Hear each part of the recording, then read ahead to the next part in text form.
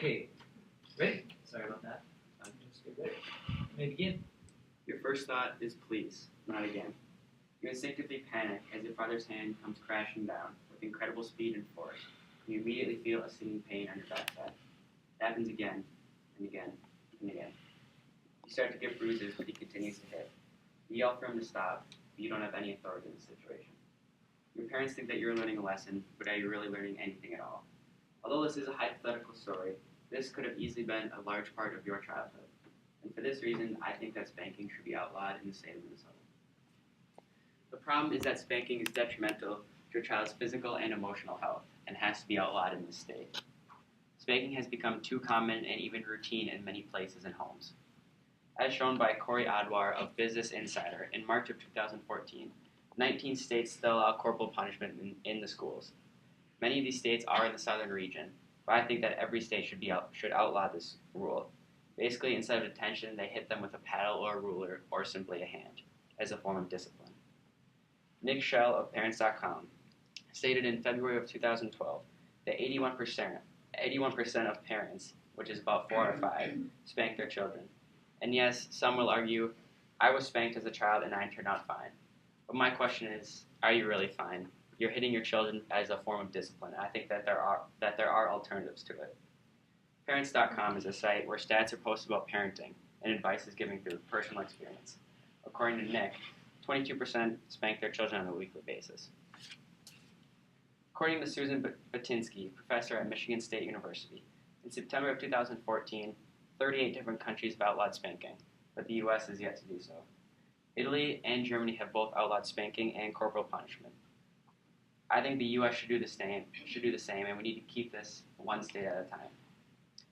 As stated by ABC News in October of 2013, only 26% of Americans agree that students should be spanked in public schools.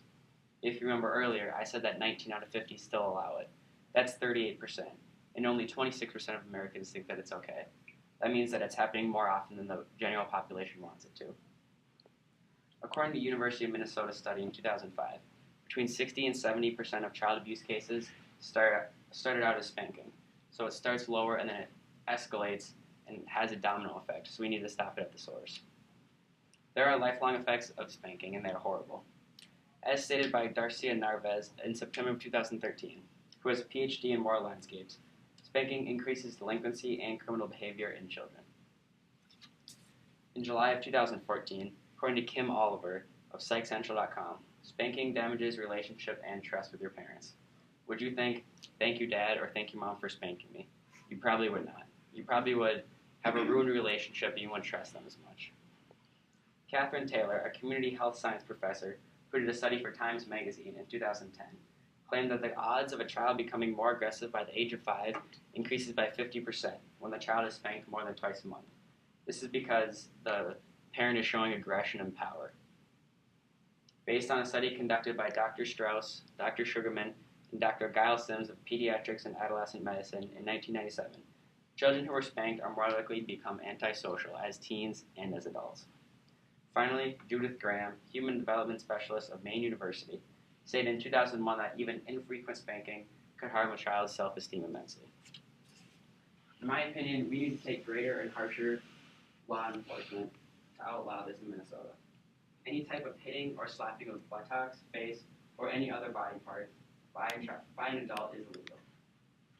This would be a state law, enforced by all state law enforcement, including police, prosecutors, and the local courts.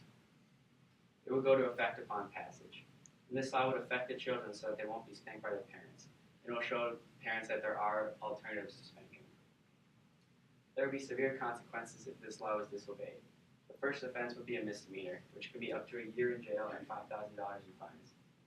A court could also issue a mandatory attendance of a parenting and or anger management class if they feel that's necessary. This law will be much more effective than the current law, which states that the parent is only guilty when the spanking results in a physical injury, so not just emotional setbacks, but when you can actually see the injury, that is only when it's illegal. We should change this because children won't be spanked or harmed in any way. Things will get much better if my plan is followed. Better relationships between children and parents will occur. Parents will learn alternative methods to spanking, such as timeouts or just giving them a lesson about their life experiences instead of just hitting them and thinking that it's all better.